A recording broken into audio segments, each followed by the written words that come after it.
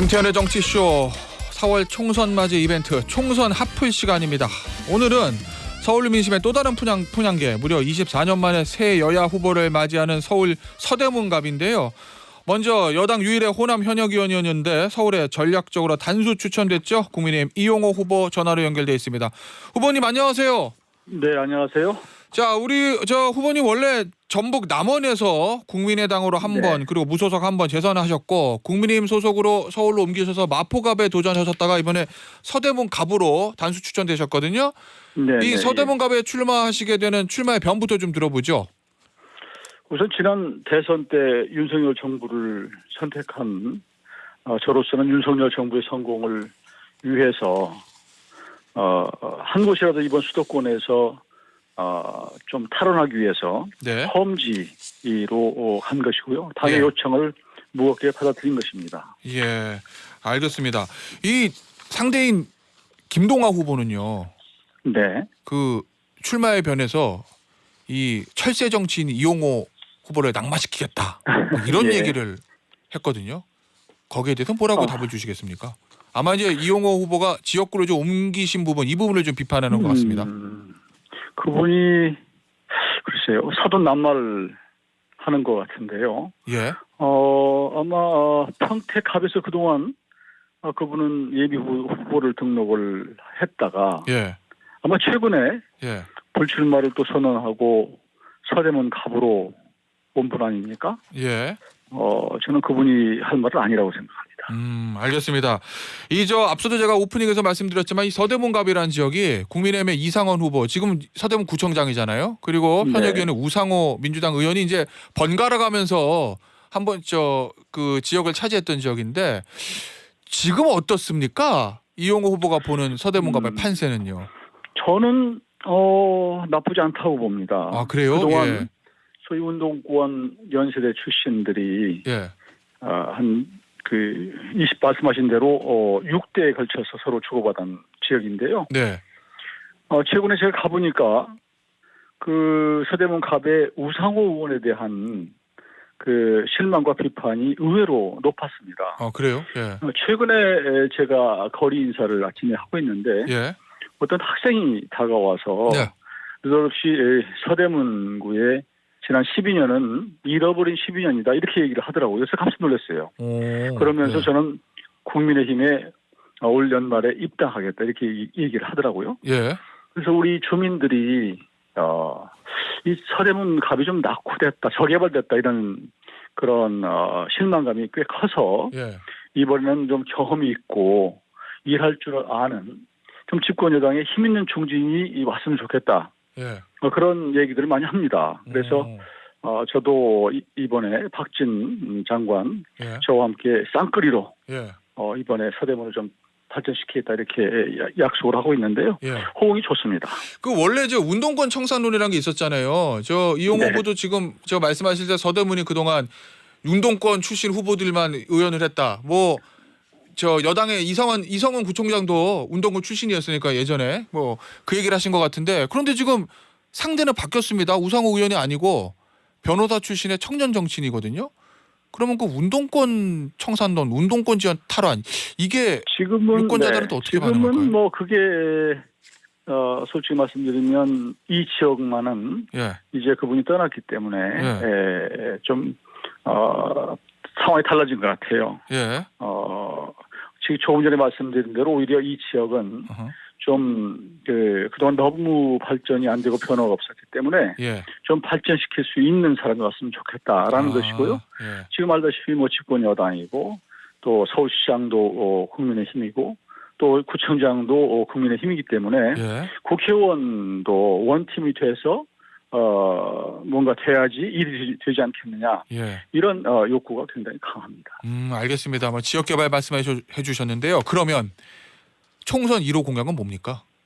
후보님. 저는 제가 내놓은 것은 경의선을 지화하고 또 신촌 상권이 예전에 비해서 굉장히 조금은 침체되어 있기 때문에 신촌 상권의 부활 이런 것들을 들고 싶습니다. 신촌 상권의 부활과 경의선의 지화. 그러면 경의선 지화. 지역 밀착 공약을 가지고 승부를 보시겠다 이런 말씀이신 거죠?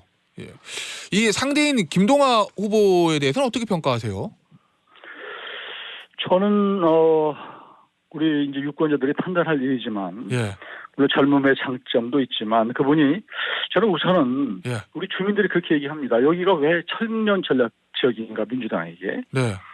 그러니까 대학이 연대가 있고 이대가 있으니까 청년을 공천하면 되겠다 이렇게 생각했는지 모르겠는데 예. 이 지역의 주민들의 분포가 꼭 그렇지 않아요. 그리고 실제로 그 대학생들은 주소지를 여기다 거의 둔 사람이 없습니다. 많지 않단 말이에요. 그런데 예. 왜 우리 민주당이 주민들에게 물어보지도 않고 청년 전략 지역으로 선택을 했나 예. 이런 의구심이 있고 거기다가 만일 그렇다고 한다면 청년의 정책이라고 그럴까? 청년의 정체성이 있는 사람을 공천해야 되는데 예. 그것과 전혀 무관한 대장동 변호사를 느닷없이 공천의 룰까지 바꿔가고 이미 떨어진 사람을 다시 발탁을 해서 한 거에 대해서 예. 이해를 못합니다. 정말 이건 민주당 뭐 상대 당이지만 예. 저로서는 뭐 고마운 일이죠. 사실 어떻게 보면. 아 그래요? 예. 그렇지만 이건 주민에 대한 예의는 아니지 않는가 이렇게 말씀드리고 싶습니다. 그 우상호 의원이죠. 현 의원은 이 청년 전략지구 선정에 대해서 아름다운 세대 교체다. 뭐 이런 얘기를 하긴 하더라고요. 그러면 세대 교체 예. 차원에서는 청년 전략 지역 이런 게 필요한 측면도 있는 거 아니에요? 아니요. 그러니까 세대 교체는 필요하지만 예. 그럴 만한 사람을 보내는 게 맞는데 예. 지금 이번에 온 대장동 변호사 그분이 예. 거기에 맞는 분이냐는 것이에요. 아 그래요? 제가 보니까요. 예. 우리 주민들이 어제 그런 말씀을 한두 분이 하시더라고요.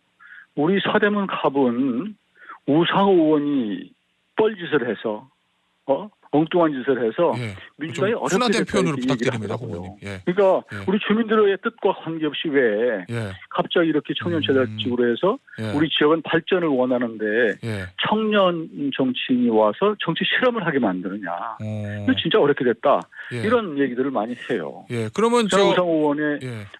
주관적인 생각이 아닌가 싶습니다. 알겠습니다. 이용호 후보가 보시기에는 상대인 김동화 후보는 나이로서는 청년이지만 컨셉이나 그런 것들이 진정한 청년 정치와는 맞지 않는다 뭐 이런 생각을 하고 계신 거예요? 그렇죠. 왜냐하면 그분이 예. 공천받는 이유가 뭐겠어요. 대장동 변호 아니겠어요? 예. 그러면 그분이 앞으로 당선이 된다 치더라도 우리 서대문 갑을 위해서 일할 뿐인가. 결국은 이재명 당대표를 위해서 충성할 뿐이다. 예. 이러면 저는 지역 주민의 대표성이 있을 수가 없다 이렇게 비판하지 않을 수 없습니다. 알겠습니다. 이 서대문 갑을 떠나서 여당 전체 판세를 좀 보겠습니다. 이 수도권 위기론이라는 게 작년 가을부터 있었습니다. 여당 내에서. 그러다가 최근에는 좀 그것이 좀 잦아드는 것 같더니 오늘 아침 조간신문들을 보니까 조선일보하고 동아일보에 유독 그런 기사들이 똑같이 썼어요. 조선일보 기사 여당 수도권 위기론 2번 찍겠다는 사람들도 장 한번 보면 한숨. 동아일보 여당 후보들 서울 당 지지율 상승은 착시, 이종섭 고물가 등 악재. 이 대표적인 보수 신문 두 곳의 정치면에서 똑같은 내용을 좀 기사로 담고 있거든요. 이 상황 어떻게 보세요, 후보님? 저는 지금 그동안 여당의 지지도가 조금 높아지는 추세였다. 그게 주춤하는 상태고요. 예. 그런 보수지가 그렇게 쓰는 것은 우리 여당이 좀 경각심을 가져야 되겠다고 하는 그런 차원에서 그런 거 아닌가 싶습니다. 그런데 저는 뭐 이제부터 본격적인 이제 선거 국면이기 때문에 한 달도 채 남지 않았기 때문에 그래서 지금부터 실수를 하지 않는 뭐 얼마 감동 줄 만한 이런 것이 없더라도 특별한 변수가 돌발 사건이 생기지 않도록 관리하는 게 필요하다고 보는데요. 그런 차원에서 좀 더 우리 지도부들이 좀 세심하게 대응해야 된다고 생각합니다. 그 후보님이 바닥에서 느끼시는 실제 민심은 어떻습니까? 이 보수지의 이 분석들이 단순히 경고입니까? 아니면 실제 이렇습니까? 조금 움직임이 있죠. 그래요? 지난번에 추세가 살아서 지지도가 올라가다가 솔직히 뭐 한두 가지 그런 변수가 여러 가지 뉴스가 터지면서 조금은 주춤거리고 한 그런 건 저도 느끼고 있습니다. 그런데 이제 그 선거는 그 서울의 48개 지역구마다 다 달라요. 풍향이. 물론 뭐 큰 흐름에서는 같이 가지만 그러나 미세한 차이가 있는데 저희 지역은 그래도 해볼 만한 상황으로 가고 있다고 저는 느끼고 있고요. 그 지역이 예를 들면 그 구청장이 누구냐 예를 들면 네. 또 구청장이 제대로 또 지지를 받고 있느냐 예. 또 어떤 당이 서로 원팀으로 움직이고 있느냐 또 인물 대결이 어떠냐 예. 이런 여러 가지에 의해서 결정되기 때문에 예. 지금은 뭐 서울 수도권 같은 경우는 뭐 여야 간에 예. 해볼 만한 그런 상황이 아닌가 싶습니다. 저 선거가 이제 한 달도 안 남았는데 이 선거가 네. 임박해지면 후보들이 할 수 있는 거는 지역에서 열심히 뛰면서 실수 안 하는 것밖에 없잖아요, 후보님. 그렇습니다. 네. 전반적인 구도는 당 중앙에서 좀 잡아줘야 되는데 네네. 그러면 지금 보수지에서 경고하고 있는 수도권 위기론 이거를 완전히 탈피하려면 이 중앙당에서 어떻게 해줘야 된다고 보고 계십니까? 중앙당에서 조금 너무 온정적으로 하기보다는 어떤 사안이 생겼을 때 좀 네. 단호하게 좀 대응하고 처리해 줬으면 좋겠다 그런 생각입니다. 네. 그러니까 조금 약간 우물쭈물하고 네. 이미 결정된 사안에 대해서 온정적으로 하기보다는 예. 저 국민의 눈높이에 맞춰서 어허. 단호한 모습을 좀 보여줬으면 좋겠다 그런 생각입니다. 그래서 말씀인데 이 도태우 후보 대구에서 후보로 확정이 된 후보입니다. 경선을 통과해서 이 5.18 북한 개입설 이 문제를 가지고 한동훈 위원장의 요구를 받아서 공관위에서 논의했다가 다시 공천을 유지하기로 이제 결정을 했거든요. 호남 출신 의원이시고 서울 항복판에서 출마하시는 의원으로서 이 부분은 어떻게 평가하세요? 사실 좀 안타까운 사안이에요. 저는 우리 당이 제가 이 당에 와서 한 2년 있었는데 예. 또 과거에 이 보수당의 상황을 보면 간헐적으로 이런 것들이 문제가 돼요. 그러니까 예. 우리 당이 안고 있는 뭐 약간 고질병 같은 이런 건데요. 아무래도 이제 지역적으로도 그렇고 이념적으로도 보수다 보니까 그런데 우리 당의 입장은 분명하지 않습니까? 그렇죠. 5.18 민주운동은 우리가 인정하는 것이고 당연히 나아가서 헌법 전문에도 수록해야 된다라는 것이 저희 당의 입장이에요. 네. 그럼에도 불구하고 일부 인사들이 과거에 또 어쩌다가 그런 발언들을 내어놔서 문제가 되는데 앞으로는 적어도 공직에 나갈 때는 네. 이런 문제를 일으키는 사람에 대해서는 또 앞으로 그런 발언을 하는 경우에는 뭐 과거는 뭐 처치하더라도 예. 공직에서 스스로 물러나겠다 예. 그런 서명이라도 받아야 된다고 생각합니다.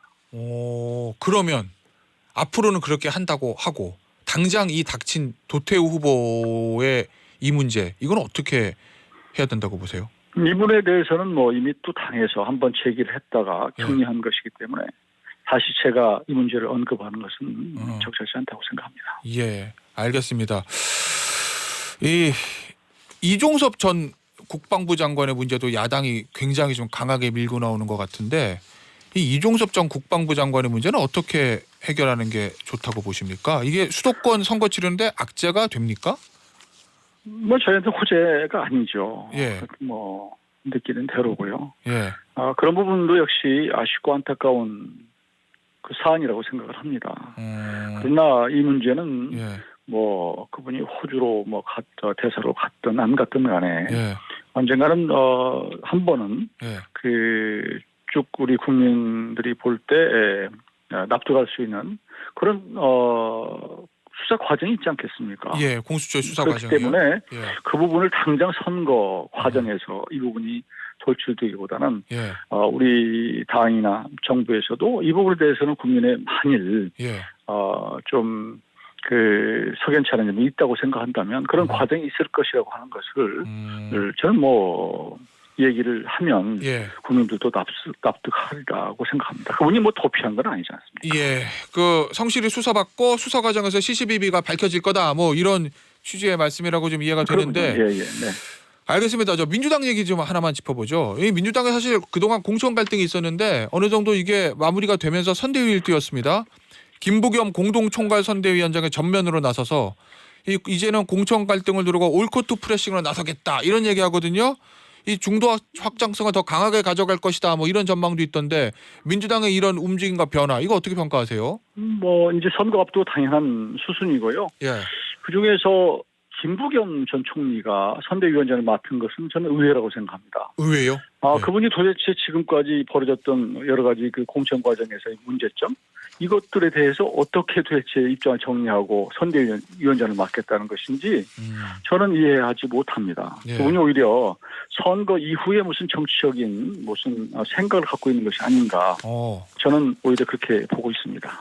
그러면 선거 이후에 민주당의 민주당의 어떤 혼란을 대비해서 지금 등판한 것이다. 뭐 이런 취지신 거예요? 저는 뭐 정치적인 그런 나름대로 뭐 그동안 정치를 해왔고요. 예. 선대위원장을 맡는 것 자체가 사실 정치에 참여하는 것이기 때문에 예. 그런 것들도 한편에 그 생각을 하고 있다. 또라고 보고 예. 저는 이번 총선에서 야당의 공천에서 꼭 한번 말씀드리고 싶은 것은 예. 지금 언론이나 모든 부분에서 지금 아직은 제기를 않고 있는데 예. 제가 보기에는 민주당이 이번 공천에서 수도권의 호남 인사들을 학살했습니다. 그래요? 그러니까 지금 제가 예를 들어보면 예. 제가 전북인입니다만 예. 전북의 박용진 의원 같은 경우 호남에서는 상당히 그 전북에서는 그 기대가 있는 대선 후보까지 나왔기 때문에 그런 예. 사람이고 고향으로 봤을 때 박광훈 전 원내대표도 전남이고 홍영표 전 대표도 전북이고 또 그 위에 윤영찬, 양기대 이런 사람 다 전북이에요. 그러니까 수도권에 나와 있는 그 호남 인사들을 완전히 학살했다, 공천을 학살을 했다. 이 부분을 우리 호남 그 인들이 이번 총선에서 어떻게 볼까? 이런 부분이 곳곳에서 얘기가 돼요. 이런 부분이 언론이 왜 안 다루는지 저는 이해를 못 하겠어요. 이 부분은 앞으로 이번 총선 과정에서 드러나면 민주당한테 타격을 주리라고 생각합니다. 그러니까 언론에서 뭐 비명 행사 뭐 이렇게 표현하지만 지역으로 보면 호남 출신 수도권의 민주당 현역 의원들의 다 공천을 많이 못 받았다. 다 이런 죽였어요. 말씀이시군요. 제가 보기엔 다 죽였습니다. 그러니까 이재명 대표가 민주당이 호남의 근간이라고 하는 생각을 이미 버린 거예요. 그러니까 그래요. 오로지 본인한테 충성할 수 있는 사람만 데리고 가는 것이고 이 당의 역사성이나 뿌리 이걸 부정한 거라고 저는 생각합니다. 그런 의미에서 우리 호남인들도 호남 분들도 이 부분에 대해서 좀 생각을 고칠 필요가 있다고 저는 생각합니다. 알겠습니다. 자, 말 나온 김에 관련된 거 하나만 좀 질문을 드리죠. 이 정동영 전 의원, 박지원 전 국정원장 이른바 이제 올드보이라고 하지 않습니까? 이 호남에서 경선에서 다 이기고 귀환한 거 이건 어떻게 평가하세요? 참 그분들 대단해요. 사실 어떻게 보면 참 부럽기도 하고 한데 그런 분들은 지금 호남에서 그러니까 당이 민주당이라고 하는 당이 호남을 텃밭으로 하고 정치적 기반으로 하고 정당을 지금 운영하고 있는데 실제로 호남의 어떤 발전이나 호남을 대변하는 그런 게 없다라고 하는 불만이 호남에 있어요. 그래서 그냥 고만고만한 정치인들, 그냥 줄서기나 하고 있는 정치인들에 대해서 많이 실망하고 있기 때문에 전북 같은 경우도 차라리 좀 올드 보이기는 하지만 정동영 전 의장 같은 사람을 좀 써야 되겠다. 예를 들어서 전남 같은 경우도 마찬가지고 그래서 호남의 목소리를 좀 높여야 되겠다는 생각을 하는 것 같고 저는 이번에 그분들이 다시 돌아오면 이재명 대표와 저는 같이 손잡고 간다 저는 그렇게 안 봅니다. 이번에 조금 전에 말씀드렸지만 수도권에서 호남을 다 학살시켰기 때문에 이분들의 목소리가 좀 더 커질 거다. 저는 그렇게 보고 있습니다. 알겠습니다. 오늘 인터뷰 여기서 마무리하도록 하죠. 국민의힘의 이용호 후보였습니다. 감사합니다. 네, 고맙습니다. 네.